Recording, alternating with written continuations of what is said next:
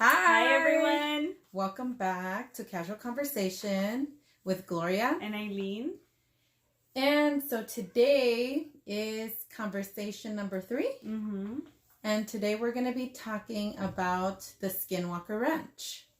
Mm-hmm. So the Skinwalker Ranch, I've been interested in it for a while. But there's been new things that are, I guess, a new documentary, or is it like a show on, is it the History Channel? Yeah, History Channel. And so, yes. So Eileen's going to tell you more about So what's going on in Skinwalker Ranch. If you don't know, you're going to find out. So they've had reports of UFOs there, cattle mutilation, and shape-shifting creatures. And a lot of people who have done reports on this ranch, they describe it as like unexplained, paranormal, and supernatural. So it's a real phenomenon. Yes. And so where is it located? It's in Ballard, Utah, and it's a 512-acre parcel. So it's like a really big piece of land. Yes. And this is like where things are happening. And so the Skinwalker Ranch, so it originally got its name from one of the tribes. So it is native land, and it's the, which one is it?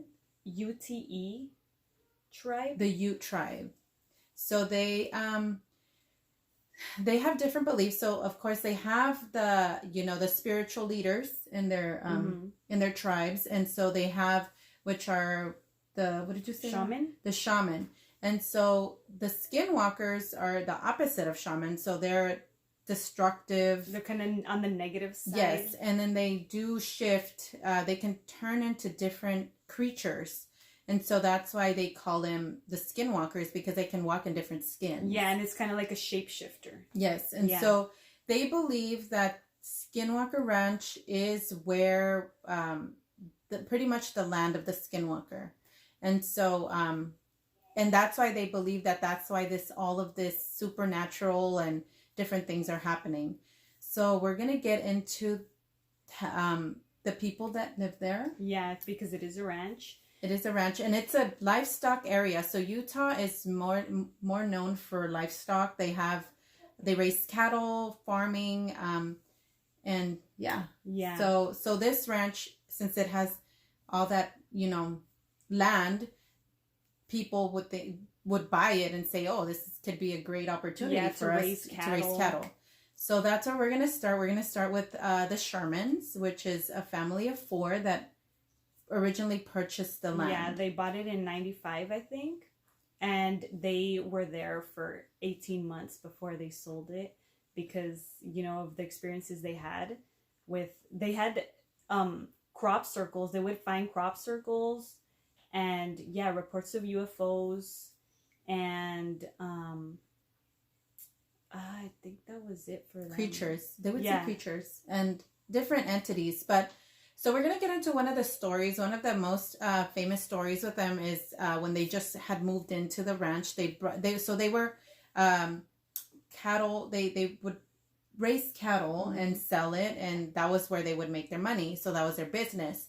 So the first day, they brought in their animals. They placed them all where they needed to be. And then they came. So what happened is they were all outside, close to a pen, just watching the little calves and then looking around. And so they so happened to notice animal approaching. And so as it got closer, they noticed, oh, it's a wolf, and it was a pretty large wolf. So the wife says that it was pretty much like 3 times the size of a normal wolf. Yeah, they compared it to a dire wolf, right? Yes. And so this wolf was really friendly. It came up to them and it kind of sniffed them out, and they were like, "Oh, this is cool," and they started. Wolf as a pet. Yeah, they were petting it and everything, and the animal seemed perfectly friendly. And then so he then got closer to the little calves, and then all of a sudden he just tried to snatch one. So he bit it, and then it was trying to yank it or pull it out of the pen.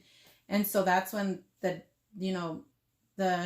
his name? Terry is the man, the rancher. So he's the one, he was like, "Oh, we got to do something." So he told his son to go get one of the, a big gun. A rifle? I don't know. Probably? I don't know. There was like, it was like one of the crazy ones, I guess, because they kind of say what it was, but I don't remember. But I guess he shot it and it wouldn't bother it at all. So he shot it a couple times and then nothing would happen. They wouldn't see blood coming out of it. Yeah, so it seemed like unaffected. Yeah, it didn't affect it. And so finally, like, it just kind of got the idea that they didn't want him there. So they just took off. And then the dad like shot it. And I guess one of the pieces, I guess they hit him and a piece of flesh fell.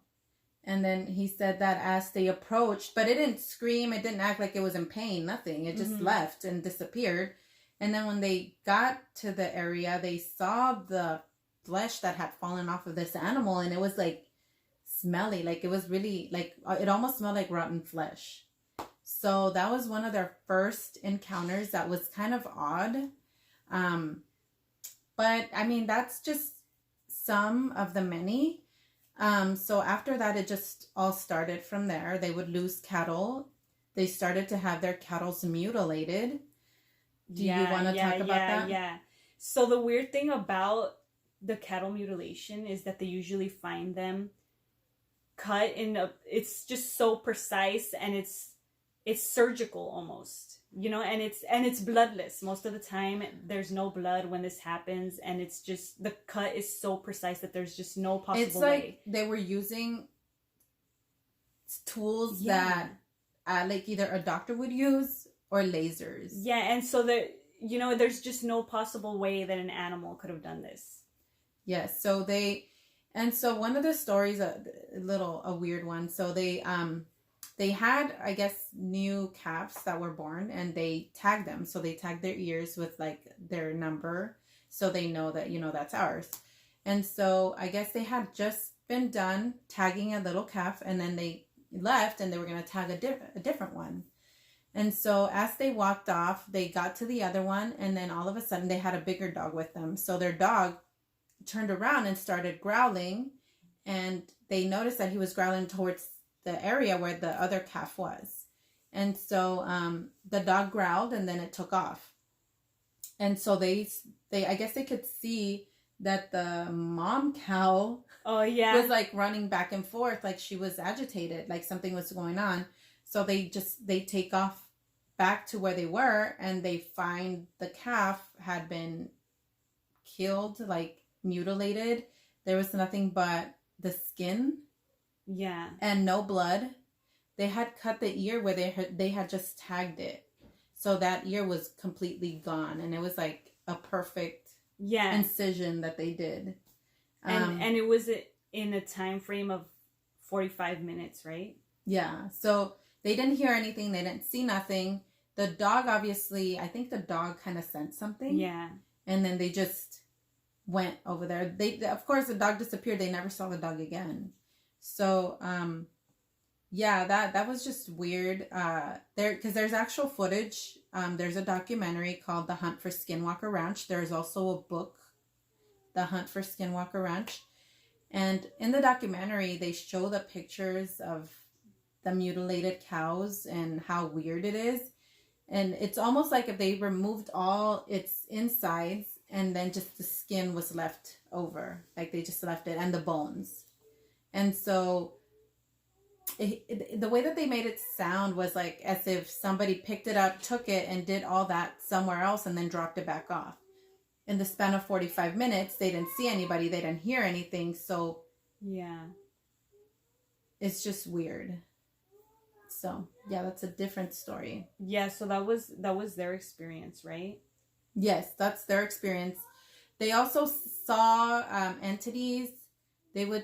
Things would happen to like the Gwen, which was Gwen Sherman, the woman that lived there. She would go grocery shopping. She would put away all the food, everything she purchased, and then she would go to a different room. She would walk back into the kitchen and everything would be put back in the bags where she just took them out of. Yeah. Another instance was when I guess she would go into the shower, she would lock the door, she would take her towel and her hairbrush, and then when she would get out of the shower, her stuff was missing, but the door was still locked. So how was that possible? Where did the items go? So she would later find them, like her towel in the freezer, and like her hairbrush would be in one of the drawers or something. Yeah. So it was just it random. was odd. Yeah, it was really weird. And then it started to get to where they would see random lights in the sky. They would hear people talking, not people, something talking up in the sky that had a different language and a different tone to whatever it was saying. They couldn't understand what they were saying, but then as soon as they would say something, they would stop talking. So, yeah, so that's the one with the Shermans. And then I guess eventually, like, they started to notice the, things happening like that were paranormal. They would see entities at the end of their bed just standing there, like black shadow people. That's creepy. Or I don't know, different things. So they stopped. They were like, we're done. Yeah, and when they were done, they decided to put it on the market, sell it, and a billionaire by the name of Robert Bigelow bought it for $200,000. And I feel like he knew the reports that had been told. Yes, and so Robert Bigelow, he's a UFO enthusiast, yes, but he's also like in real estate business in Las Vegas. Yes. So because of his enthusiasm, I feel like that's what made him interested in purchasing the ranch. And he has money. Yeah, he's a billionaire. He's a billionaire. So he's always been the type that's into UFOs. So he said, hey, this is a UFO hotspot. We're going to purchase it. Yeah. So he purchased it, and then he brought in a team. Acronym is NIDS, but it's short for National Institute of Discovery of Science, I think. Yes, and so so these guys that he brought in were PhD people. Yeah, so several researchers, physicists, with degrees. Veterinarians, and as since the Shermans did sell it to him, they, the husband had said, hey, I want to still be here. I want to help you. I want to work here while you're doing the research because I want to know why I lost my ranch. At this point, he had lost most of his cattle. So they were like pretty much, they had lost everything. So he was wanting to stay on board. He was open for like answers. Yes. And he agreed. So they started the investigations with the ranch. Yeah. So they set up surveillance, 24-hour surveillance. They would do different kinds of what was it, like the radiation? Like they would test for radiation. They would test for different things. They would send out like the animals that were mutilated to labs so they can get tested. So they had a pretty rigorous. Yeah. They definitely researched that place. Yes, and so. What Robert Bigelow said was that during his time there, or during the investigations that NIDS had, they really couldn't come up with an answer. They couldn't figure out what was going on because he said that whatever entity was there was always a step ahead of them. Yeah. So it almost like if it knew what they were doing, what they were going to do ahead of time before even they knew it. So it just made it difficult for them. Yes. And so NIDS did capture, there's a website, I think it's skinwalkerranch.org, and they have pictures there of what they captured. They have documentation. One of the stories that I want to share about that was that two of the men that were on surveillance, that were watching the cameras, throughout the day, and they noticed that they noticed this big, what was it, like a hole, like something in the sky. So it looked like something was forming in the sky, and they said that it almost started to get bigger, and it looked like a hole that was opening in the sky. And both of these gentlemen said that they saw something kind of like. And it was what 3 feet? Yeah, wide? Yeah, like a 3 feet. Yeah, so it was 3 feet wide, and they said that they saw something just reach out and like kind of like squeeze itself out of it. Yeah, like kind of claw out. And that was creepy. So I was like, okay. So then they started thinking, well, what the heck was that? And they said that the thing jumped down and then it took off into the darkness. Yeah, and it's, you can say, oh, they were making this up. 2 people saw this at the same time. And that's crazy. And these are people that are science-based. So it's not like you're talking to your typical, like, tinfoil hat person. Yeah. So that was weird. I mean, they've had multiple encounters like that where things would open up and then things would come out of it. And so they would also see creatures. There was this other story. There's this other part where I guess they had the cameras up in like posts, and I guess they said that they saw one of the cables that was cut, but they couldn't see. Like, it was almost like the thing was invisible. Yeah. That was up there, and the cables were cut, and they just fell to the ground. And when they went over there to investigate, the cables were cut like precisely, like scissors just cut them. And what do you make of that?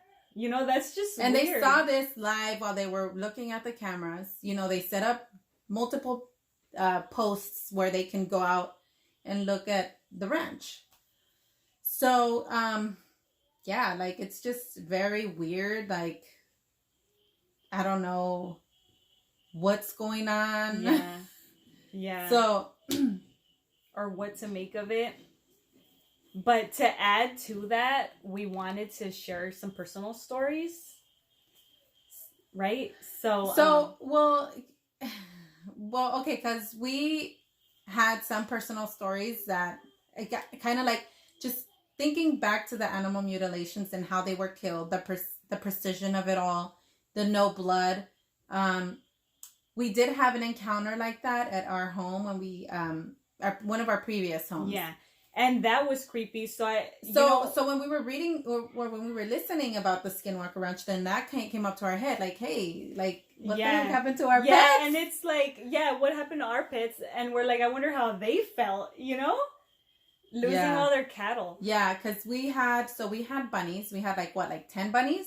Yeah, and we had bunnies and multiple chickens. And chicks. We had them locked up in like metal cages. Yeah, animal-proof cages.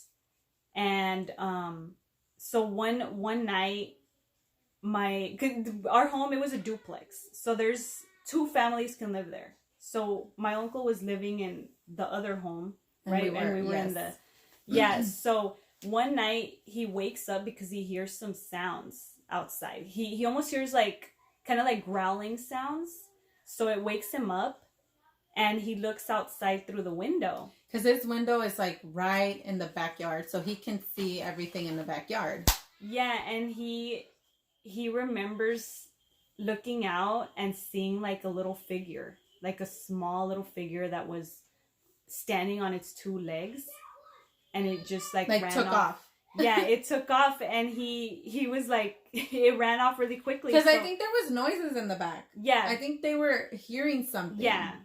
Yeah. So after he saw that, he went and told our parents, like he woke them up and he's like, hey, I think there's somebody's out there. Yeah, somebody's in the back. I don't know. You guys better check it out. So my dad goes out there with like flashlights. Was it just dad or was it somebody else? Dad and mom? Yeah, I think so. And so they go out there and they find like all their animals dead. Like, yes. Yeah. So all our little bunnies. And it's so weird because some of them are outside their cage. Some of them are on top of the tree. Yeah. Because we had a big tree, like, over the cage. So some of them were on top of the tree. And some of them were still in the cages. Some of them were still in the cages.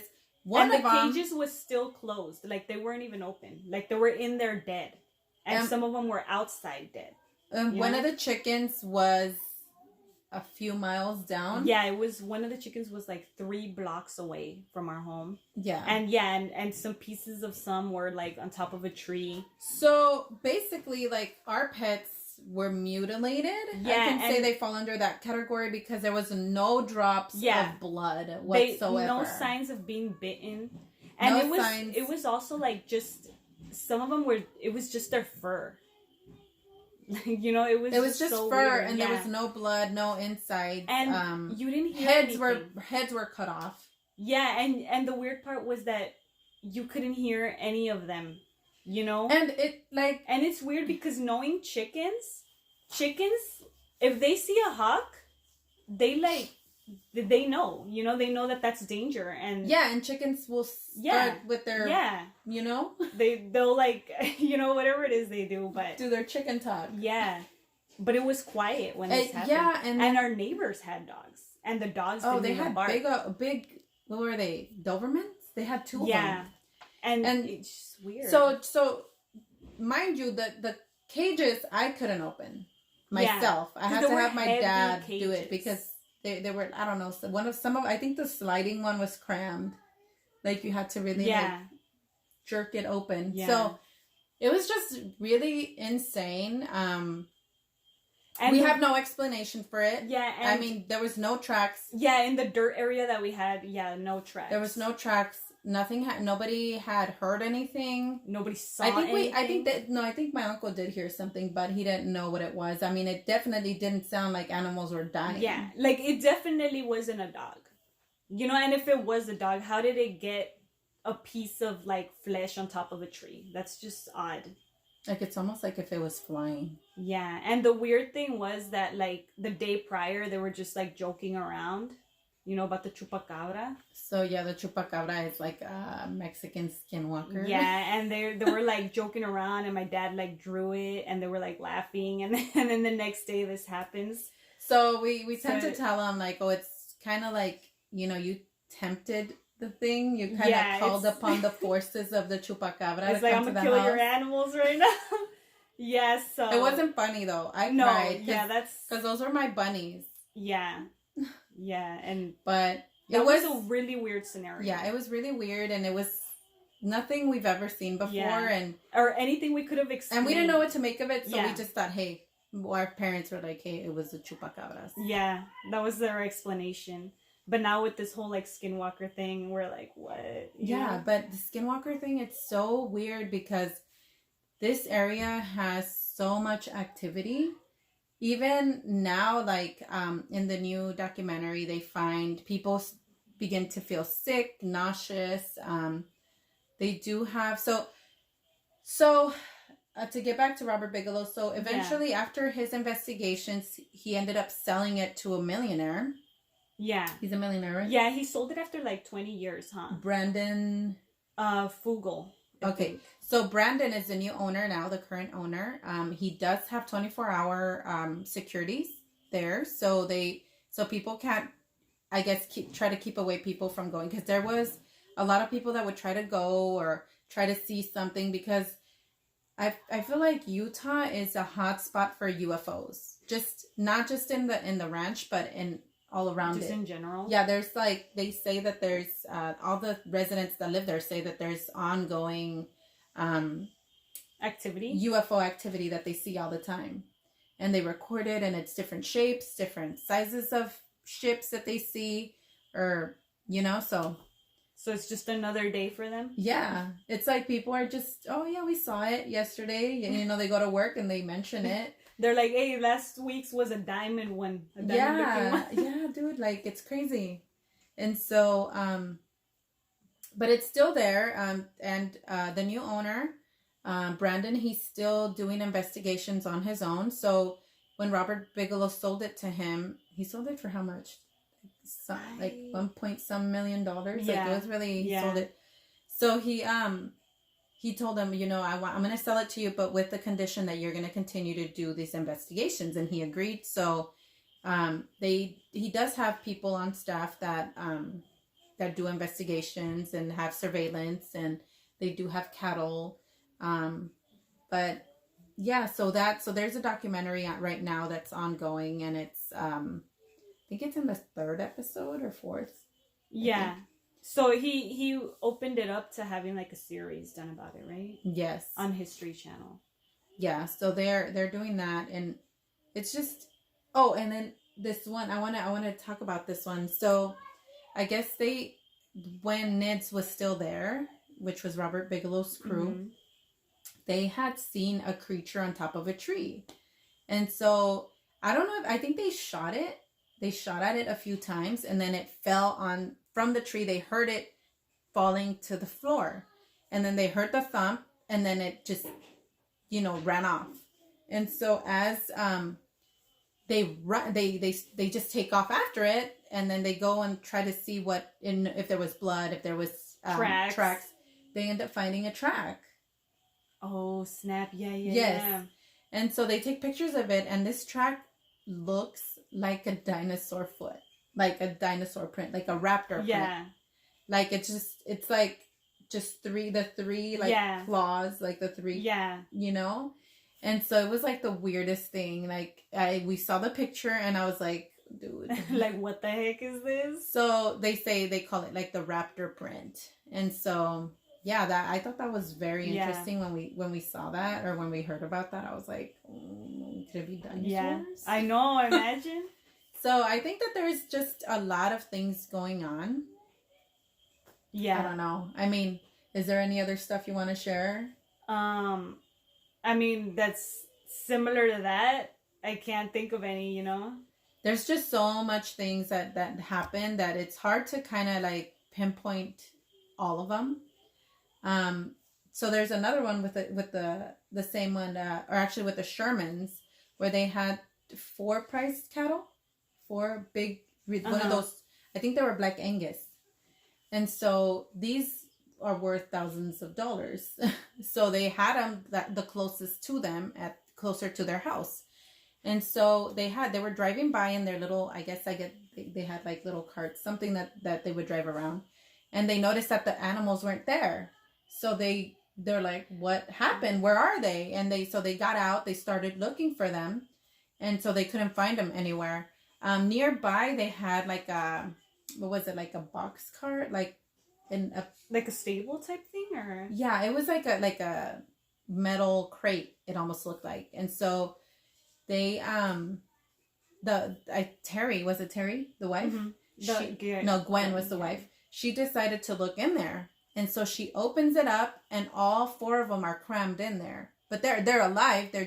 But she said that it seemed like they were in a trance. Yeah, like they were just not there. Out. Yeah, they were dazed. And so as soon as she opened the big gate, because she had to open a big gate in the back to get them out, because she said that it would take them hours to even put one of those animals in there. She said that when she opened the big gate, the gate had like spider webs on it. Like they were in there for a long time. That is so weird. And so she said that as soon as she opened them, then the animals started, they woke up and they started freaking out because they were in there. And then so it took them a while to get them out because they were just so scared. And so, that was another weird one, especially with the webs, right? Yeah, and then that's probably when they realized, we're done with this. Yeah. We're done with all this stuff. So it's crazy. Do you want to share the other stories, personal encounters? Well, we have one. My uncle, he kind of lives in this ranch. It's a lot of acres. I mean, we don't know how many acres. Yeah, we don't know beyond what the eye can see. But definitely. He lives there. And they raise cattle too. So he's a rancher. Yeah. So it just kind of reminds me of that. Like putting him in that situation. Yeah. Yeah. So there where he lives, he had my uncle visit him, his brother, and one night, I guess, I don't know if they heard things. They heard something outside, yeah. And I guess the dogs were barking, like something was out there. But I don't remember if they went to go check that same night. No, they didn't. That's scary. I mean, it's pitch dark out there. Like they have their home and everything, and it's nice, and he has lights out there, but you can't really see. Dark. Like I remember I went not that long ago, and it was insane because my mom was in the car and I was walking back and forth from the car to where we were just hanging out or whatever. Hanging out. And so I was walking towards the car and it was so dark and it was freaking me out, and I was like I literally felt like somebody was walking behind me or in front of me. Yeah, and so I was like, I didn't know what to do. I was like, I hear something. That's how dark it is, that you just don't know. Yeah. And it's there's light there where their home is at, but like you know, when you're looking out there, there's just nothing. It's just and super there's dark. cattle too, so there you don't know if you know you're gonna run into one of them or something. Like, and they have horses. They have. I'm pretty sure, and then they have wild pigs too. Oh yeah, they do. They do. So yeah, and so okay, so back to that. So they decided to wait, and in the morning they would go investigate. So when they woke up, both of them went out there, right? Yeah, they went out there, and they were, you know, looking for tracks, and they found this really weird print. Like, it was just weird, like nothing that they've ever seen, and they've taken a picture of it, and they've showed it to us, and it's like almost like 3 dots. Yeah. Like 3. He said it looked like 3 fingers just like on the floor, like on the, it was, I don't know. And he's like, I'm not familiar with any animal having that type of like print. Because I mean, he knows, you know, he's been in this ranch for like a long time. Yeah, it's weird. It's really weird. But I don't know if they've had any other encounters. No, I don't know.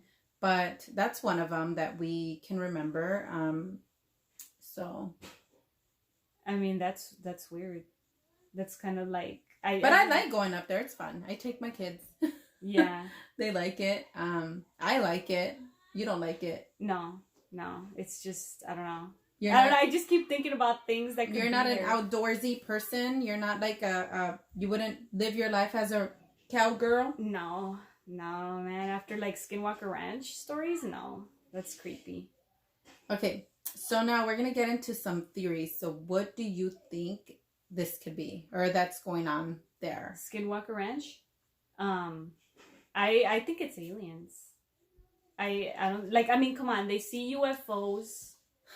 So I think that aliens are the only like being that would be able to like do stuff like that.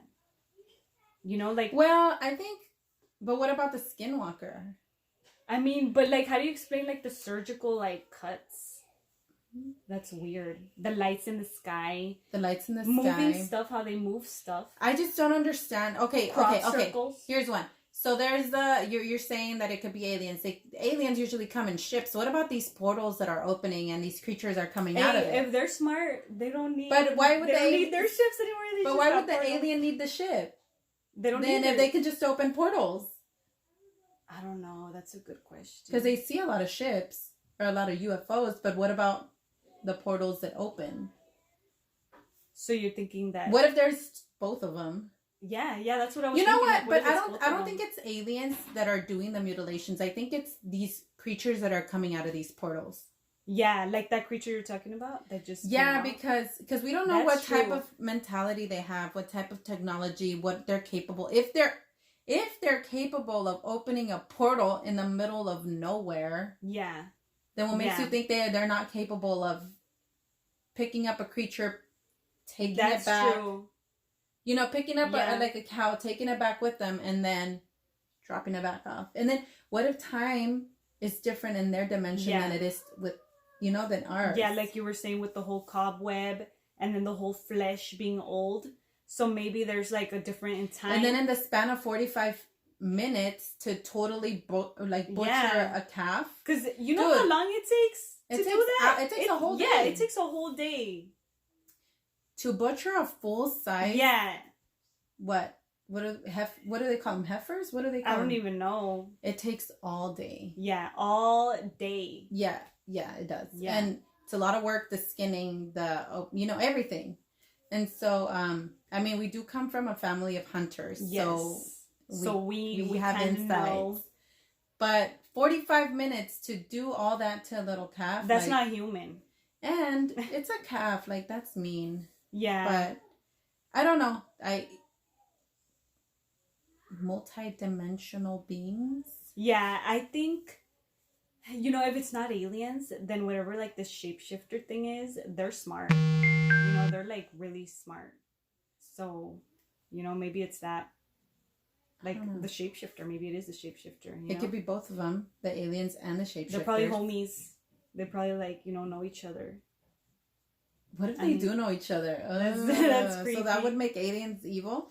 So the other thing is that they say that humans were unharmed. Like they don't really mess. They mess with humans. I feel like mentally, Yeah, but yeah, not mentally. physically. They don't get harmed. Like they might have a scratch here and there, but not anything to the magnitude of what's happening to these animals. And so not only Skinwalker Ranch has had animal mutilations, there has been other places, other areas where I know that I've heard there's been other ranchers that have had their animals mutilated as well. Wow. So it's not just there, it's in other places, but that area, or Skinwalker Ranch, is the one that has had the most activity. Yeah. And so it's like it happened to us, right? Yeah. Yeah. So I feel like it's not just in one area, it's in different areas that it happens. And it kind of like makes you understand why they would want to leave, though. Because, I mean, who would want to stay after they kill your animals like that? Like, that's creepy. Yeah, no. And then it messes with you mentally. Yeah. So. Because you can't find an explanation for it. Yeah, so if you guys know of or have any thoughts of what it could be. Yeah, we're interested in knowing. Let us know. It's just weird. Yeah. Weird and creepy, and I feel bad for these animals, and the people that are going through it, or that went through it, because I feel like the people that own it now know what to expect. Yeah, and that's what he said, that he knows what to expect now. Yeah, and so now I feel like he worries more, Brandon worries more now about like other people, the staff probably being there. Yeah. But yeah, and just to verify, he doesn't live there. He just owns the ranch, and he has people investigating it. But I think he might be in Vegas. Oh, I think so, right? So. Yeah. And so I think he flies back and forth when he's needed. But yeah. Yeah, he just knows, like, he's kept an open mind about it. Yeah, so. And seen things that he's never thought he would see. That's what he said, so that's crazy. So there's another mind twister for you. Yeah. So yeah. So I think this is where we're gonna end the video. Yeah. I hope you guys like it. If you guys have any questions, let us know. And subscribe and like our video. Yeah, and see you next time. Thank you. Bye. Bye.